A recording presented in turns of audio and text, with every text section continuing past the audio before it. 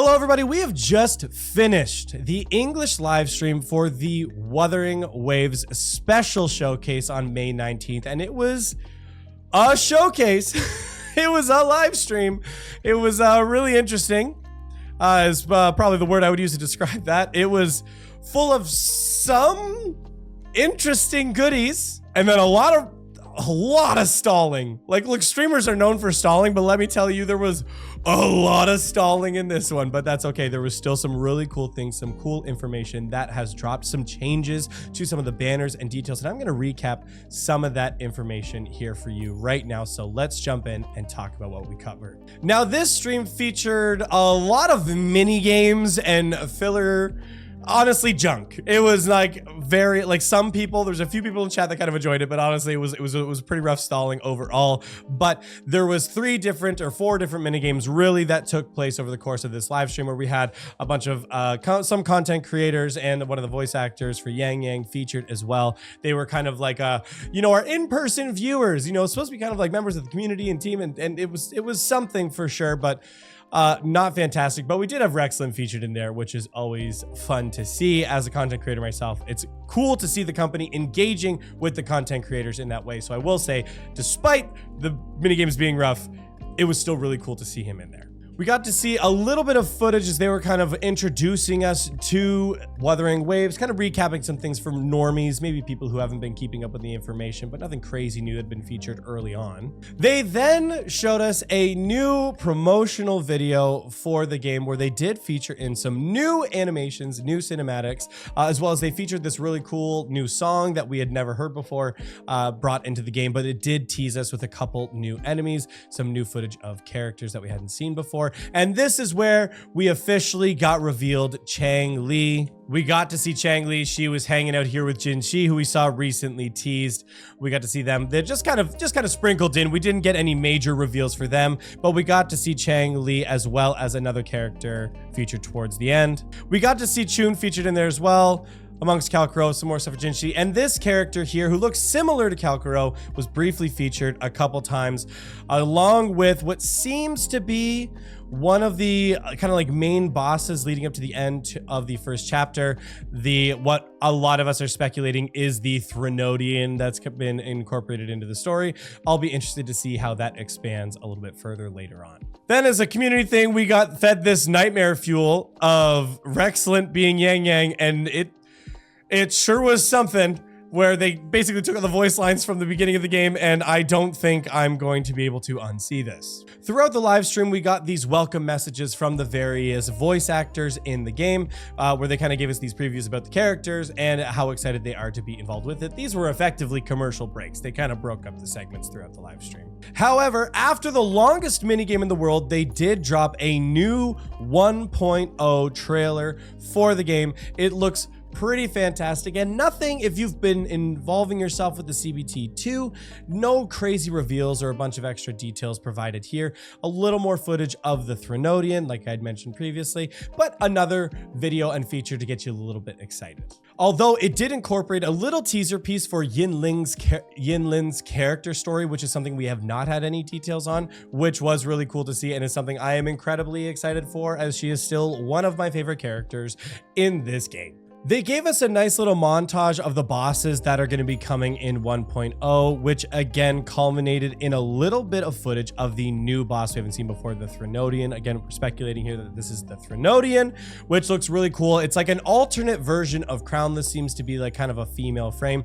The combat for it looks really interesting though, and is definitely a boss I'm excited to be able to fight against and battle it out with. After the longest mini game in the world, we did finally get some great information about actual banners, what's going to be dropping when and where and who, and it's going to be basically what we expected, but there was a twist that we didn't see coming. So of course, just like CBT2, Jiyan is going to be the first banner that is going to be dropping. Following Jiyan and his signature weapon, we of course are still going to be getting Yin Lin, as she's going to be the second limited 5-star character coming into the game, and I still am incredibly excited, especially because Tao Chi is on her banner. Really excited to see that, and I want to get her weapon as well. But The big twist, the big thing that was coming is we had been talking about a 5-star selector that was going to be added into the game. One of the reasons why you don't need to be rolling. Well, there's been a great update to that. Just like in the closed beta test, there is still going to be this starter standard convene where you're going to be able to guarantee a 5-star character within 50 standard pulls. However, if you do 10 pulls, you get it for 2 pulls less. So actually you can get it in 40 pulls. You guarantee a new 5-star character on your account just from the standard selection. Great to see that we have that. But what makes it even better is after you complete your novice convene, you are going to be able to do your beginner's choice convene where you're going to select any of the standard 5-star characters to target them for your additional pulls, which is guaranteed after 80 convenes. So after you get your, your random 5-star off the novice, you can then target it and then you can pull on the limited. Guys, there's going to be so many 5-stars. You're not even going to have to worry about rerolling at that point, unless maybe you want like a 4-star of some kind. I don't know. I don't plan on rerolling at this point. There is a standard weapon banner that's available where you're going to select the weapon that you want to target, and then it is guaranteed after 80 convenes, making it way easier and way less of a need to re-roll on your account, seeing as you're going to be able to get your starter novice convene 5-star, you're going to be able to then select your rate up 5-star, and then you can be rolling on limiteds from there out. Guys, it's going to be so easy. The only case I can see that you would need to re-roll at this point is if you have a specific 4-star you want to get. Other than that, they're making 5-stars quite accessible, especially when you consider that you can get the duplicates for those 5-stars in the shop in the game. Something to always keep in mind. So they do also cover the different events that are going to be happening on the launch of the game. The first one being the Awakening Journey. This is just going to be available as you level up your account. And on 45, you're going to get a 5-star weapon selector just from the standard selection, but it is going to be available for you there. Tower of Adversity, just like in the CBT2, is also going to be returning along with the Depths of the Elusive Realm event.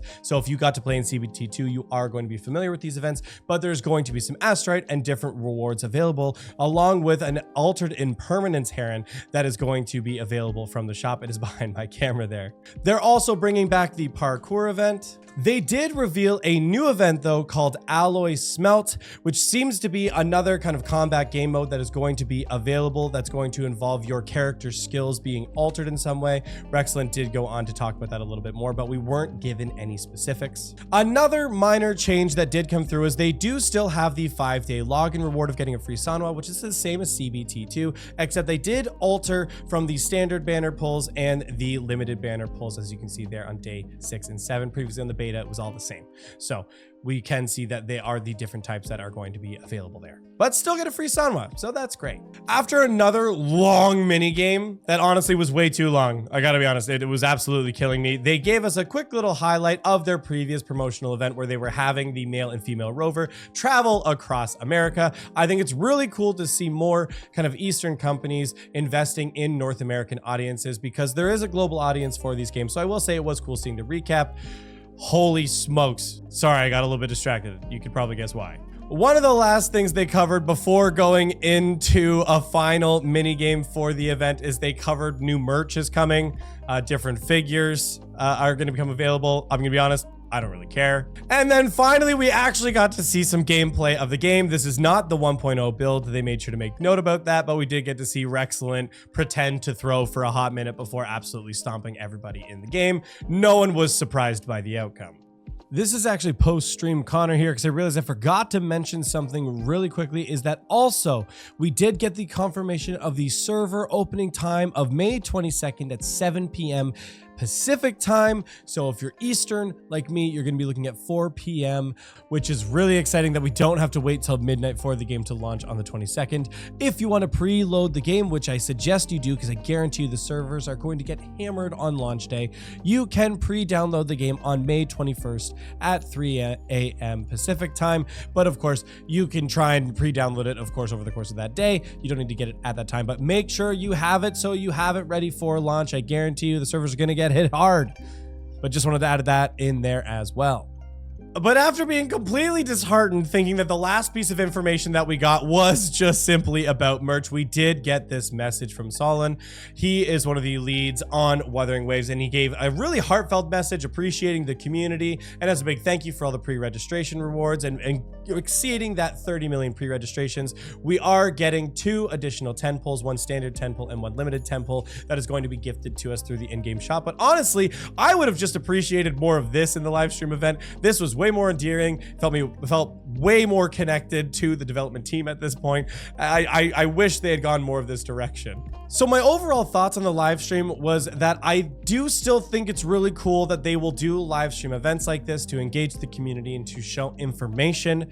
I do think it's cool to see the finalized versions of all of the events and rewards that were going to be revealed, and I'm glad that they did give us that detail. And again, this Solon video was really endearing, and I appreciated seeing that. But honestly, this whole live stream could have been condensed into like what I have now based on the actual core information that was shared. Like, I feel like previews and actual information drops alone, the whole thing could have been like 10 to 15 minutes. And honestly, I would have loved it way more if it had. As much as I appreciate the attempt of engagement that they were doing with the content creators and with the voice actor of doing those mini games, they went way too long.